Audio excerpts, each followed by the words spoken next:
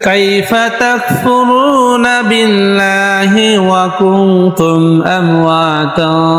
فأحياكم ثم يميتكم ثم يحييكم ثم إليه ترجعون আল্লাহ সুবহানাহু ওয়া তাআলা মহাগ্রন্থ আল কুরআনুল কারীমের সূরাতুল বাকারার আল্লাহ পাক রব্বুল আলামিন 28 নম্বর আয়াত আল্লাহ তাআলা ইরশাদ করেন আল্লাহ পাক রব্বুল আলামিন বলেন ও বান্দা ও গোলাম দুনিয়ার জিন্দেগিতে তুমি কিভাবে আমাকে অস্বীকার করলে আল্লাহ পাক রব্বুল আলামিন বলেন বান্দারে তোমার কোনো অস্তিত্ব ছিল না তোমার কোনো নাম নিশানা ছিল না তোমার কোনো আকৃতি ছিল না আল্লাহ তাআলা সূরাতুন নাহলের 5 নম্বর আয়াত আল্লাহ তাআলা বলেছেন আল্লাহ পাক রব্বুল আলামিন বলেন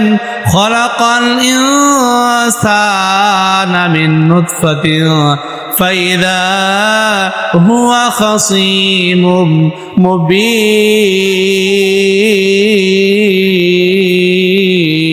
মুবিন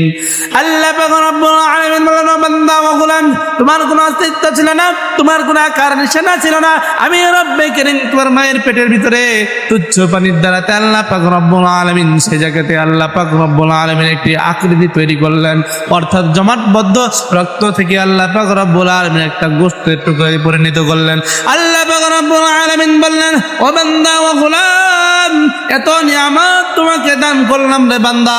তুমি আল্লাহ পাক রব্বুল আলামিন আমাকে কিভাবে অস্বীকার করলে রে বান্দা তোমাকে এত নাজ নিয়ামত দান করেছি বান্দা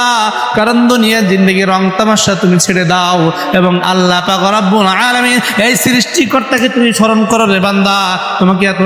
নাজ নিয়ামত দান করেছি কারণ তোমার কোনো অস্তিত্ব ছিল না তোমার কোনো নাম নিশানা ছিল না আমি আল্লাহ পাক রব্বুল আলামিন আসমান জমিন কুল কায়নাতকে সৃষ্টি করলাম বান্দা তুমি কিভাবে অস্বীকার করবে